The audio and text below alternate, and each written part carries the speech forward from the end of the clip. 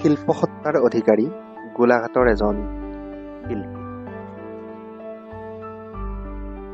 গোলাঘাট জিলাৰ পূব প্ৰান্তত অৱস্থিত এখন কমাৰবন্ধা নামচনীয়া গাঁও। এই নামচনীয়া গাঁৱৰে এজন অখ্যাত শিল্পী, তেওঁৰ নাম ৰমা বৰগোহাঁই।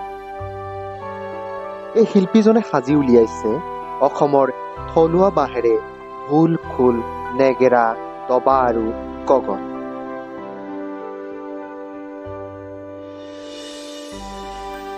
অতি নিখুঁতভাৱে তৈয়াৰ কৰি উলিয়াইছে অসমৰ লোকবাদ্যসমূহ। অতি ব্যতিক্ৰমী চিন্তা চৰ্চাৰে এই শিল্পীজনৰ হাতৰ পৰশত প্ৰাণ পাই উঠা বাদ্যসমূহৰে চমক সৃষ্টি কৰিছে সকলোকে।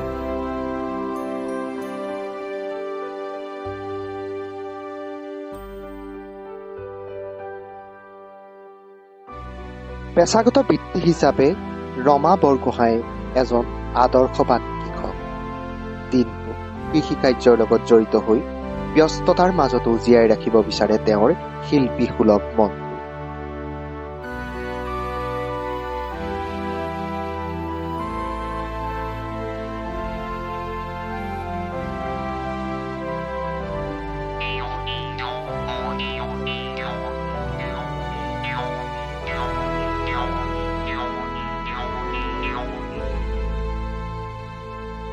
আজৰি সময়খিনিতে দাখন লৈ বাৰীৰ পিছফালৰ বাঁহনিখনলৈ গৈ কাটি আনে বাঁহ এনে আৰু সেই বাঁহটোৰ পৰাই সাজিবলৈ চেষ্টা কৰে বাঁহৰ বিভিন্ন সামগ্ৰী।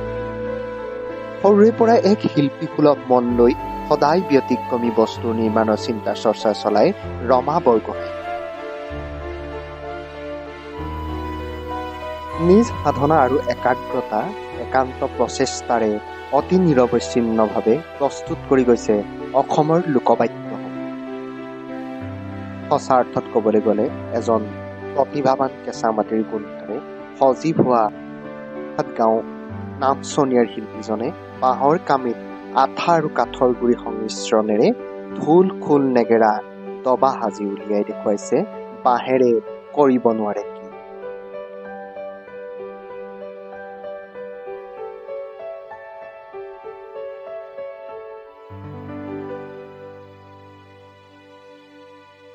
ৰমা বৰগোহাঁই, গোলাঘাট কমাৰবন্ধা নামচনীয়া গাঁও। এইখিনি আমি দেখি আহিছিলোঁ কাঠৰ মাটি বাদ্য। এইবাৰ আমাৰ মনলৈ এটা ধাৰণা আহিলে যে বাঁহেৰে যদি এই বাদ্য বনোৱা হয় হ'বনে নহয়। বনাবলৈ ল'লোঁ। বাঁহৰ বাদ্যবিলাক ভাল হৈ হ'ল, ভালকৈ বাজি উঠিলে। এতিয়া দেখিছোঁ যে বাদ্য বাঁহেৰে তৈয়াৰ কৰি ব্যৱহাৰ কৰিব পাৰি। বাদ্য এতিয়া প্ৰথম বনাইছিলোঁ, বনাবলৈ ল'লোঁ আপোনাৰ ঢোল, খোল, নেগেৰা। এইকেইটা বাদ্য ভাল হৈছে। আৰু ইয়াৰ পিছত ভাবিছোঁ দবা আৰু তাবলা, দবাটো আৰম্ভ কৰিছোঁ আৰু তাবলা এযোৰ বনাম বুলি ভাবিছোঁ। কেনেধৰণে নিৰ্মাণ কৰে? এইবিলাক নিৰ্মাণ কৰি আমি ধৰক মানে কিছুমান বাঁহৰ সৰু সুৰা বস্তু বনাই থাকোঁ। সেইবিলাক কাম কৰি থাকোঁতে মনলৈ এইটো ধাৰণা আহিলে মই এই বাদ্যকেইটা বাঁহেৰে মই তৈয়াৰ কৰিব পাৰোঁ। আৰু সেইমতে মই ল'লোঁ বনাবলৈ। বাদ্যকেইটা ভাল হ'ল। এইবিলাক মানে বাঁহৰে মই এইকেইটা দেখুৱাইছোঁ আপোনালোকক যে বাঁহেৰে কাঠি কৰি বস্তু মানে এটা ঢোলটো বনাবলৈ ঢোলৰ খোলা গেটিটো বনাই লোৱা হৈছে। তাত মানে আঠা আৰু কাঠৰ গুৰি মিক্স কৰি মানে লগাই দিয়া হৈছে। লগাই লৈ দেখিছোঁ পিছত যেতিয়া টান হৈ যায়তো কাঠৰ নিচিনা টান হৈ গৈছে। কিন্তু বাদ্যবিলাক ভালকৈ বাজি উঠিছে। লোকবাদ্য বুলি মই এতিয়া ইমানখিনি লগাব পৰা নাই। প্ৰথমেই চাইছোঁ মই বনাই, কিন্তু ঠিকেই হৈছে বাৰু। ইয়াৰ পিছত আৰু চেষ্টা কৰিম বনাবলৈ, কিমান কি কৰিব পাৰোঁ। গাঁওখনত সাংস্কৃতিক, সামাজিক সকলো ক্ষেত্ৰতে আগবঢ়া শিল্পীগৰাকী। বসন্ত আগমনৰ লগে লগে তত নোহোৱা হয় প্ৰতিগৰাকী অসমীয়াৰ।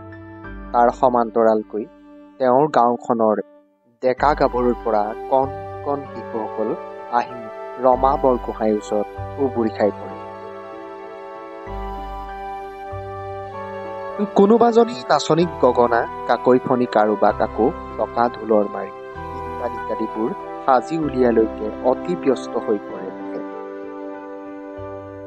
এনেদৰে আজৰি সময়খিনিত বাঁহৰ কাঠি তুলি কেইবা বছৰ ধৰি সম্পূৰ্ণ একক প্ৰচেষ্টাৰে অসমৰ লোক সংস্কৃতিৰ লোকবাদ্যসমূহ যেনে ঢোল, খোল, নেগেৰা, গগনা, টকা নিৰ্মাণ কৰি অসমৰ গ্ৰাম্য চহা জীৱনৰ থলুৱা কুটিৰ শিল্প বাঁহ শিল্পক বিশ্ব দৰবাৰত প্ৰতিষ্ঠা কৰিবলৈ আপ্ৰাণ চেষ্টা চলাইছে শিল্পী ৰমা বৰগোহাঁই।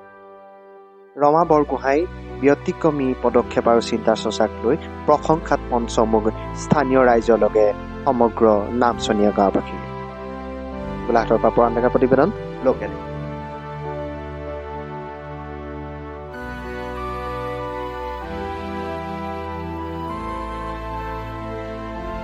চক সৰুৰ পৰা আমি তেখেতক মামা বুলি সম্বোধন কৰিব লাগে। আমাৰ গাঁৱৰ তেখেত ৰমা বৰগোহাঁই আমি সৰুৰ পৰাই দেখিছোঁ। তেখেতে বাঁহৰ কাঠি কামি খৰাহী বিচনী বনোৱা তেখেতৰ এটা বহুত হেঁপাহ আৰু বনায়ো। তেখেতৰ এটা ৰেকৰ্ড আছে, যিটো দৰাৰ কাৰণে যিখন বিচনী বনায় সেইখনি একদম মানে ক'বলগীয়া। আৰু তেখেতৰ নাম আছে, মানে যিখিনি কাঠি কামি মানে একদম সুন্দৰভাৱে লয়, তেখেতক এইটো প্ৰশংসা আমি কৰিছোঁ। তেতিয়া মই আহি দেখিলোঁ, এদিন আমি ৰাতি আৰু দুজনমান বন্ধু আহি আমি দেখিছোঁ তেখেতে বাঁহৰ খোল বনাইছে, ঢোল বনাইছে, নেগেৰা বনাইছে, আপোনাৰ দবা বনাইছে। তেতিয়া আমি দেখি আচৰিত হৈছোঁ। আমিতো আগতে কিতাপত পঢ়িবলৈ পাইছোঁ, ধৰক শংকৰদেৱৰ যিখিনি সৃষ্টি বা কাঠেৰে বা মাটিৰে যিখিনি বনোৱা হয়, কিন্তু এখেতে এটা বিপৰীত দিশত গৈ বাঁহৰ পৰা যিখিনি বনাইছে, কিন্তু আমি এইটো প্ৰশংসা কৰিবলগীয়া। কাৰণ তেখেতে যিখিনি কষ্টৰ বিনিময়ত যিখিনি আপোনাৰ কষ্টৰ বিনিময়ত যিটো সাৰ্থক হৈছে, তেখেতে এইখিনি যাতে ভৱিষ্যতলৈ আৰু আগুৱাই যাওক। তেখেতে যেতিয়া আমি সুধিছিলোঁ তেখেতে এইখিনি বস্তু বিক্ৰী কৰিব নেকি, তেতিয়া তেখেতে ক'লে, চাওক এই যিখিনি মই তৈয়াৰ কৰিছোঁ, যিখিনি আমাৰ বাদ্যখিনি যিখিনি তৈয়াৰ কৰিছোঁ, তেখেতে প্ৰথমে সত্ৰাধিকাৰ দিবলৈ তেখেতে এটা সপোন ৰচিছে। আৰু সেই সপোনখিনি তেখেতে যাতে বাস্তৱত হওক, আৰু তেখেতৰ বাস্তৱৰ সপোনৰ ক্ষেত্ৰত আমি গাঁওবাসী তেখেতক আমি গৌৰৱ কৰিছোঁ। আৰু অনাগত দিনৰ তেখেতৰ সাংস্কৃতিক জগতখনত যাতে চৰকাৰেও তেখেতক চাওক যে এজন শিল্পী হিচাপে পাবলগীয়া যিখিনি চৰকাৰৰ যিখিনি অৱদান, তেখেতে কামখিনি কৰি যাতে যিখিনি চৰকাৰৰ সুবিধা, যিখিনি যন্ত্ৰ চৰকাৰে দিবৰ কাৰণে মই চৰকাৰকো অনুৰোধ কৰিছোঁ। আৰু আমি কাজিৰঙাত যিখিনি অৰ্কিড পাৰ্ক আছে, তাকতো অখিল গগৈ ডাঙৰীয়া আছে, তেখেতকো তেখেতক আহি মই এবাৰ চাবলৈ কৈছোঁ। কাৰণ এজন উঠি অহা নৱপ্ৰজন্ম হিচাপে, উঠি অহা ভৱিষ্যতৰ নাগৰিক হিচাপে তেখেতৰ সৃষ্টি লাগিব আমাৰ ভৱিষ্যতৰ কাৰণে। তেখেতৰ সৃষ্টি অনাগত দিনত নিবনুৱা সমস্যা দূৰ কৰাত এটা বাণিজ্যিক ক্ষেত্ৰত যাতে আগবঢ়াই যাওক, মই তাই কামনা কৰিছোঁ।